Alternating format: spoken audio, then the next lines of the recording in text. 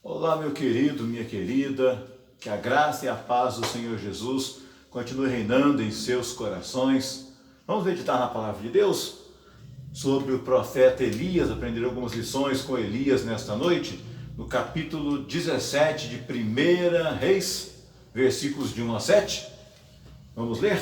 1 Reis 17, de 1 a 7, que diz assim: Então Elias, o tesbita, dos moradores de Gileade, disse a Acabe: Tão certo como vive o Senhor, Deus de Israel, perante cuja face estou, nem orvalho, nem chuva haverá nestes anos, segundo a palavra do Senhor.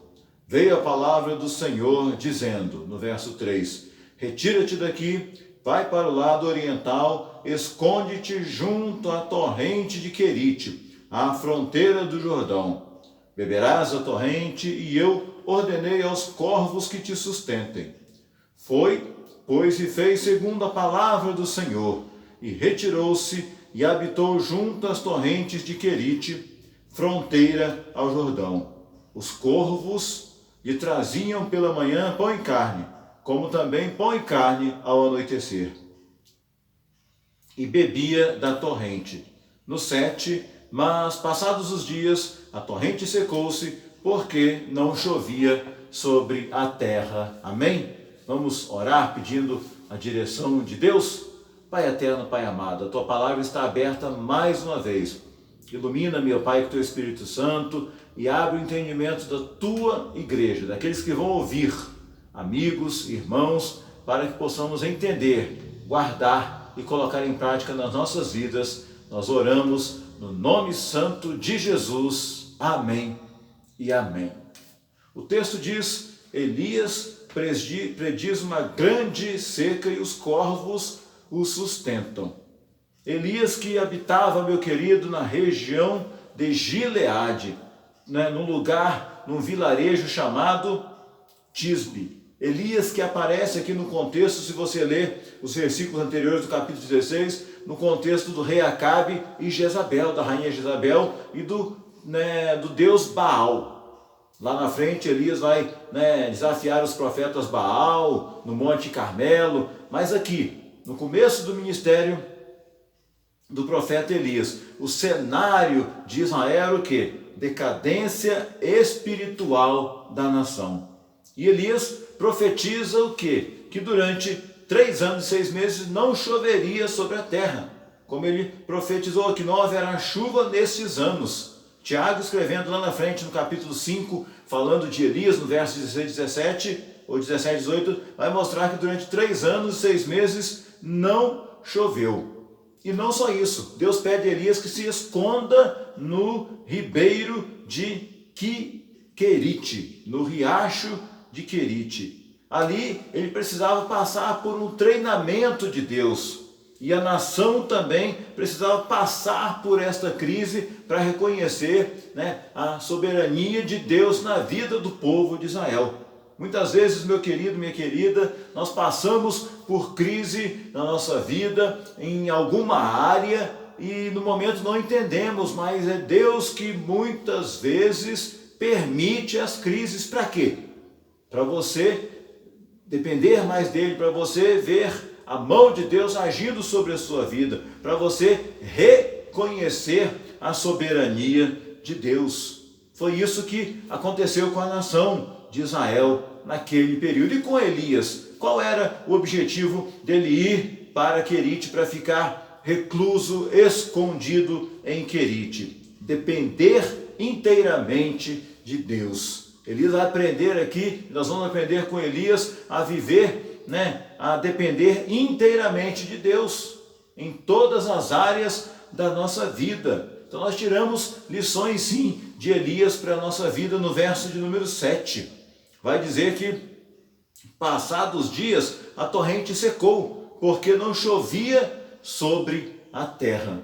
Olha só a situação. Deus manda Elias para a torrente de Querite, para o riacho de Querite. Ele alimenta Elias com pão e carne através dos corvos, mas chega um momento que seca a fonte, acaba-se a água onde Elias estava. Ele estava numa situação difícil, numa situação de risco. Aí você pode perguntar, então, será que Deus tinha se esquecido de Elias? Mandou que ele saísse, se escondesse ali, e Deus havia se esquecido dele? Será que Deus tinha deixado ele sozinho? E vez por outra você questiona também, né, quando surge alguma crise na sua vida, algum problema, será que Deus se esqueceu de mim? Será que eu estou sozinho, pastor, nessa? Né? Nós aprendemos o que aqui? Uma das coisas, que o mesmo Deus que dá a água, é o Deus que pode, né, reter a água, porque Ele é soberano. Nós falamos aqui acima, a soberania de Deus. Tudo está no controle das suas mãos, né? Nada acontece que não seja da sua vontade, que não seja planejado por Ele, que não esteja no controle dEle, meu amado. Quando a gente chega numa situação como essa, que Elias chegou, de secar as águas aonde ele estava ali, muitas vezes a gente se sente o que? Como Elias, pode ter se sentido abandonado, pode ter se sentido, né, esquecido por Deus, e a gente pensa, será que Deus foi esquecer-se de mim? Será que eu vou conseguir passar por esta crise, por esta luta? Será que vamos, como país, nação, mundo, passar por esta crise, desta pandemia, por exemplo, que estamos enfrentando? Meu irmão, minha irmã, aqui a gente aprende que quando o riacho seca na nossa vida, a gente precisa entender o quê? Deus continua vivo. Sim, Deus continua vivo e Ele sabe o que está fazendo. Você crê nisso, meu amado? Deus sabe o que Ele está fazendo. Deus sabe sim o que Ele está fazendo. E Ele quer encorajar a mim e a você nessa noite, nesse sentido, através do profeta Isaías. Tem um versículo aqui para nos encorajar, no capítulo 49, o profeta Isaías vai dizer assim, ó: porém, diz Sião, já me desamparou o Senhor se esqueceu de mim. Porventura pode uma mulher esquecer-se tanto do seu filho que cria, que não se compadeça dele, do filho do seu ventre? Mas ainda que esta se esquecesse dele, contudo eu não me esquecerei de ti. Eis que nas palmas das minhas mãos te gravei, os teus muros estão continuamente diante de mim. Amém? Capítulo 49, versos 14 e 16. Se uma mãe não se esquece do seu filho, ou mesmo que a mãe venha se esquecer do seu filho, você pode crer, meu querido, minha querida, independente da crise que você está passando, da luta, da tribulação, da angústia, da ansiedade que você está vivendo, Deus não te abandona, Deus não esquece de você, meu querido. Amém? Você pode dizer um glória bem alto aí na sua casa? Deus não se esquece, mesmo que a situação esteja difícil, Deus diz para você, né? Você, meu querido, está escrito na palma das minhas mãos. Você está diante de mim o tempo todo.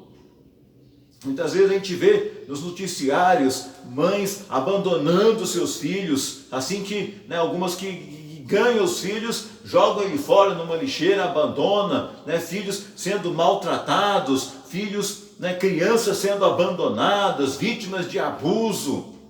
O ser humano faz isso, muitas vezes mulheres fazem isso, pais fazem isso com os filhos, mas Deus, o nosso Pai que está nos céus, Ele não nos abandona nunca, Ele não se esquece de nós em momento nenhum, meu irmão, Ele nunca esquece. E esse mesmo verso 16, na Bíblia Viva, né, na linguagem da Bíblia Viva, vai dizer assim: o nome de Israel está gravado em minhas mãos. Oh, que maravilha saber que o nosso nome está gravado nas mãos de Deus, que Ele não se esquece de nós. Mas era preciso, né, sabendo que Deus não se esquecia e não se esqueceu de Elias, era preciso ele passar por Querite. Mas você deve estar perguntando para mim, o que significa Querite? Querite significa o quê? Cortar, moldar, colocar no tamanho certo. E no hebraico, Querite é fazer um corte mesmo, uma separação. Querite, esse riacho era um desfiladeiro, uma torrente de riacho no inverno, era um ribeiro em cujas margens o profeta Elias se escondeu durante a primeira parte da seca dos 3 anos. Primeira parte da seca dos 3 anos. Logo em seguida, Deus envia ele para uma viúva de Sarepta, e aí a viúva o sustenta com alimento e com água. Mas aqui, nos versos 3 e no verso 5 a gente vê isso. E o que a gente pode aprender? Querite ali, em Querite, Elias estava sendo moldado, estava sendo cortado por Deus, colocado no tamanho certo para se transformar nesse grande profeta, nesse homem de Deus. E a gente aprende aqui 4 coisas, meu amado, que eu quero destacar para mim e para você sobre Querite. A primeira delas, que a gente aprende estando em Querite, todos nós temos que passar pelo Querite, por este ribeiro. Você vai entender o porquê nós precisamos passar e quanto é bom nós passarmos por Querite. Primeiro precisamos desejar ser deixados de lado, tanto quanto ser usado. Ser deixado de lado, ficar isolado, quanto ser usado. É preciso, meu querido, você querer estar separado para poder ouvir a voz de Deus com clareza. Estar separado da correria do dia a dia, longe dos seus planos, dos seus negócios, dos seus desejos. Precisamos aprender, o valor de uma vida reclusa, de uma vida recolhida. Foi o que foi o que Elias teve que aprender, estando ali recolhido, longe do rei Acabe, longe do povo de Israel. O Senhor Jesus também nos ensina isso, meu amado. Nós meditávamos esta semana aqui na igreja sobre Jesus, que várias vezes se retirava para um lugar deserto para orar, para buscar a Deus, para estar em comunhão com o Pai. E assim somos nós, eu e você. Precisamos reservar um tempo para estar a sós com Deus, em comunhão com o nosso Pai. E Jesus fazia isso sempre de madrugada, cedo, antes do sol raiar. E aqui Elias também, foi preciso ter esta vida reclusa, essa vida separada, para poder ouvir a voz de Deus, seguir as suas direções, as suas orientações, para começar o seu ministério. E muitas vezes, eu pergunto para mim e para você, você tem conseguido ouvir a voz de Deus no seu corre-corre? Mas eu preciso reservar um tempo com Deus, um canto da minha casa ali onde eu fico eu e Deus sozinho e vou falar com o Pai e conseguir ouvir a sua voz. E aí você fazendo isso, tendo esse tempo com Deus, estar longe da correria do dia a dia, meu querido. A segunda coisa que a gente aprende é a direção de Deus. A direção que Deus dava a Elias incluía a provisão de Deus. No versos 3 e 4 vai mostrar isso. Fica junto ao ribeiro de Querite, fronteira do Jordão, esconde-te ali, e você vai beber da torrente, diz o texto, e ordenei os corvos que te sustentem ali mesmo. E os corvos aqui, meu irmão, são criaturas que naquela época eram criaturas indignas aos olhos humanos, criatura que o povo não dava muito valor, importância. Logo, uma criatura dessa, para quê? Para prover alimento para o servo de Deus Elias. Inclui, a segunda coisa que a gente aprende aqui, então, a direção inclui a provisão de Deus. Eu vou te sustentar, disse Deus para Elias. E o sustentou durante o período que ele ficou junto a este riacho. Lendo sobre esse texto aqui, meu amado, pesquisando em livros, a gente vê aqui um escritor do livro falando sobre a vida de Elias, dizendo assim, o Vance Runner, dizendo que às vezes nós dedicamos uma rotina enfadonha, tão monótona, quanto a plantar algodão ano após ano. Então Deus manda o gorgulho de algodão, ou seja, insetos, para destruir a lavoura de algodão. Ele nos tira da nossa rotina. E então precisamos encontrar novas maneiras de viver. Reveses financeiros, grandes privações, doenças, perda de posições. E através dos problemas, quantas pessoas são transformadas em melhores agricultores e levados a produzir frutos melhores. Ele estava dizendo aqui, o escritor desse livro, fazendo comparação com o sustento de Elias, que por um período na região sul dos Estados Unidos, um grupo de agricultores tinha o hábito de plantar algodão. E naquele ano veio, como eu disse aqui, um gorgulho sobre o algodão, ou seja, insetos que acabaram, destruíram a produção de algodão. E eles pensaram em outra maneira, o que a gente pode fazer para não faltar a provisão, para não perdermos o nosso negócio. vamos plantar amendoim. E Deus deu a direção para eles plantarem amendoim, e a colheita foi maior do que se tivesse continuado com o algodão. E o que nós aprendemos aqui nessa ilustração? Quando Deus dirige, quando Deus está na frente, meu amado, da sua vida, do seu negócio, da sua igreja, Ele provê, Ele sustenta, né? Ele sustenta as nossas vidas, como sustentou o profeta Elias, meu amado, minha amada. A gente aprende isso, estar em Querite, no riacho de Querite, é crer que Deus vai prover o sustento. O pão nosso de cada dia nos dai hoje, diz a sua palavra. Deus sustentou Elias, proveu e vai prover na minha vida e na sua vida. Você crê nisso, meu amado? E a terceira coisa que a gente aprende aqui é confiar em Deus. Confiar em Deus dia após dia. A palavra de Deus lembra para mim e para você em Mateus 6,34, né? Buscar em primeiro lugar o reino de Deus, demais coisas serão acrescentadas, e não vos inquieteis com o dia de amanhã. Não vos preocupeis com o dia de amanhã, basta ao dia o seu próprio mal. Ou seja, viva um dia por vez. E aqui a gente aprende a viver o dia de hoje. Você não pode viver o amanhã, meu querido, né? Hoje, não pode viver a semana que vem, amanhã. Mas Elias viveu um dia por vez, viveu o dia de hoje. E Deus, né? Ele confiava tanto em Deus, ele mostrou e aprendeu a confiar em Deus dia após dia. Você percebeu aqui lendo o texto que Deus nunca falou qual seria o passo seguinte antes de Elias dar o passo anterior? Era uma ordem por vez. Vá até Acabe, e aí, né, retira-te daqui e vai para as torrentes de Querite. E aí Deus foi orientando dia após dia a vida de Elias, né? Vai para o riacho e se esconde. Deus não falou mais nada. E Elias não sabia sobre o futuro, mas tinha a promessa de Deus: eu vou te sustentar. Elias, viva um dia por vez, viva o dia de hoje. A ordem para hoje é esta: cumpra a minha ordem e eu vou sustentar você. Eu vou sustentar você. Possamos aprender também, meu querido, a confiar em Deus e a viver dia após dia. Como se hoje fosse o último dia das nossas vidas. Viva o dia de hoje, confiando em Deus. Ah, mas amanhã eu tenho que fazer isso, semana que vem eu tenho que fazer aquilo. Acalma o teu coração. Viva o hoje, né? Siga as orientações de Deus para hoje. Acorde pela manhã, agradeça a Deus pelo descanso da noite, por mais um dia de vida. E o que você tem para fazer hoje? O amanhã pertence a Deus.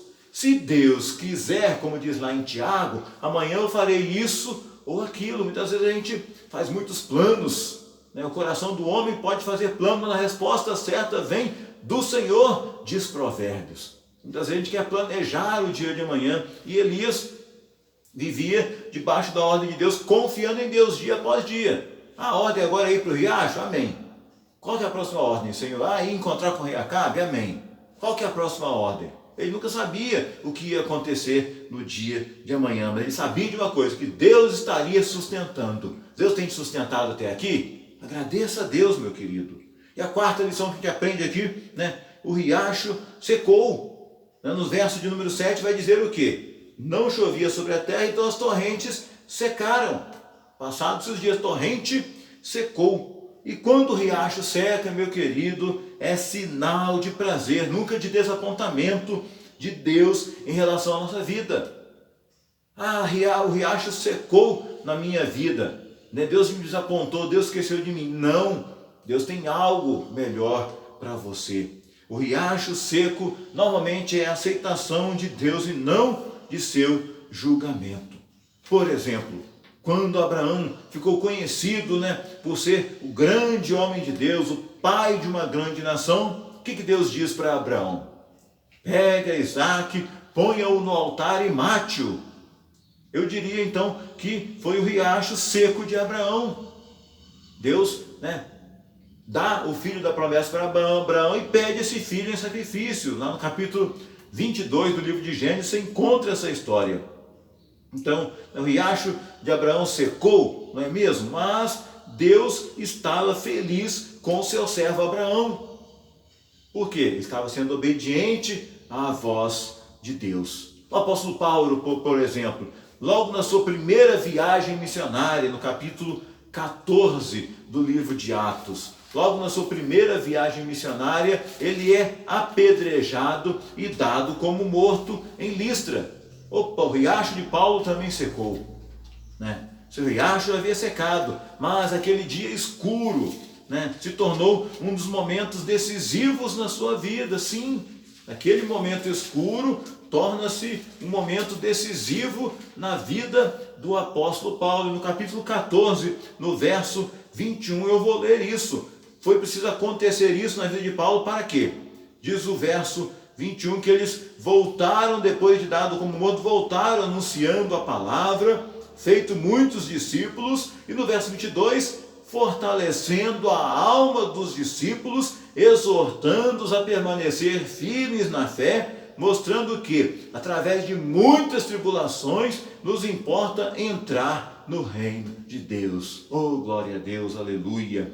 Né? Através das tribulações importa entrar no reino de Deus. O riacho de Paulo tinha secado, foi dado como morto, apedrejado, mas ele não deixou se abater com isso. Continuou fazendo discípulos e anunciando a palavra de Deus. José também teve seu riacho seco, meu querido, minha querida, no capítulo 40 de Gênesis em diante. Após ter sido acusado falsamente, foi julgado e foi preso, mas lá naquela prisão o riacho dele seca, mas ele havia de aprender muito naquela prisão. Estava sendo ali moldado, trabalhado por Deus para depois ser livre daquela prisão e se tornar governador do Egito.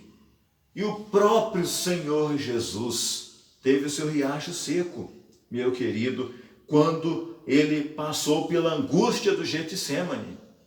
Pai, se possível, passa de mim esse cálice, todavia não se faça a tua vontade, mas não se faça a minha vontade, mas a tua, em Mateus 26, 36. Então o que a gente aprende aqui com a corrente secando, com o riacho secando? O que a gente aprende então com passar por Querite? Como Elias passou e eu e você somos desafiados também a passar por Querite. Querite, como eu disse, significa cortar, moldar, colocar no tamanho certo. Querite, meu querido amigo, meu querido irmão, vai falar de obediência, vai falar de humildade, vai falar de dependência de Deus, de mudança, de treinamento, de isolamento. Tudo isso é Querite. É o lugar da providência de Deus. Querite é um lugar passageiro, não é um lugar permanente que vai durar muito tempo, mas é passageiro, como foi na vida de Elias, mas é fundamental passar por Querite, porque quem passa por Querite, quem se deixa passar por Querite, meu amado, é moldado por Deus, é trabalhado por Deus, é tratado por Deus. Qual área da sua vida precisa ser tratada por Deus, precisa ser moldada, transformada por Deus? Você quer, nesta mensagem ou nesta noite, passar por Querite também, meu querido? É melhor passar por Querite, ser moldado por Deus, do que viver uma vida medíocre, uma vida sem futuro, uma vida do jeito que tá bom, já aceitei Jesus como Senhor e Salvador, agora é só esperar a volta de Jesus. Não, há muito mais para se fazer, há muito mais para se conhecer de Deus, para se experimentar de Deus, para, com intimidade com Deus, para desfrutar mais de Deus, para ter experiências com Deus, meu querido, minha querida. E para concluir então, Querite ensina isso para nós. Passar por Querite é ter experiências com Deus, ser cortado, moldado, ficar do jeito que Deus quer. Querite, nós aprendemos o quê? A depender inteiramente do Senhor. Vamos experimentar a providência de Deus em Querite, aprender lições para a nossa vida em Querite, estando a sós com Deus. E quem passa por Querite, meu amado, não será mais o mesmo. E quem passa por Querite, mesmo pensando e achando que está sozinho, lembre-se, você não está sozinho. Deus está com você. Ainda que a mãe se esqueça do seu filho, como lemos aqui em Isaías, Deus não se esquece de você. Como o pai se compadece dos seus filhos, assim o Senhor se compadece daqueles que o temem, diz o salmista no Salmo 103. Então, que você possa ter essa experiência, querer ter essa experiência que Elias teve. Antes de começar o seu ministério, ele foi preciso passar por Querite para aprender essas lições na sua vida e na sua caminhada como cristão, independente do tempo que você tem como servo de Deus, de crente na igreja. É preciso, vez por outra, passarmos por Querite para sermos moldados por Deus. Que Ele nos ajude, que Ele nos perdoe, em nome de Jesus. Vamos orar? Pai eterno, Pai amado, diante desta palavra, Pai, eu também me coloco nas Tuas mãos, como Elias, ó Pai, querendo sim, Senhor, passar por Querite para poder ter novas experiências com o Senhor. Ser moldado, ó Pai, aprender a depender inteiramente do Senhor e não dos homens, a ter experiências contigo, ó Pai. Eu me coloco nas Tuas mãos e que cada um que está ouvindo esta palavra possa também se colocar nas Tuas mãos, ó Deus, querendo ter as experiências que Elias teve junto ao ribeiro de Querite, Pai. Crendo que o Senhor vai sustentar, o Senhor vai prover, nós vamos viver um dia de cada vez, ó Pai, na confiança de que o Senhor está conosco, ó Pai, e mesmo que o riacho seque, o Senhor tem algo para nos mostrar, algo para nós crescermos, ó Deus, não só na graça, mas também no conhecimento, Deus. Ajuda a cada um que está ouvindo esta palavra neste momento, ó Deus. E eu peço também, Pai, se os meus queridos irmãos e amigos estão ouvindo esta mensagem, creem no Senhor Jesus, estão enfrentando algum problema, se eu posso estar entrando com providência no lar de cada um e concedendo o desejo do coração de cada um, Pai, em nome de Jesus, eu posso estar sustentando materialmente, fisicamente e principalmente espiritualmente. É a oração que eu faço a Ti, em o nome de Jesus Cristo, aquele que vive e reina para todo sempre. Amém e amém. Que Jesus Cristo te abençoe em nome de Jesus. Amém.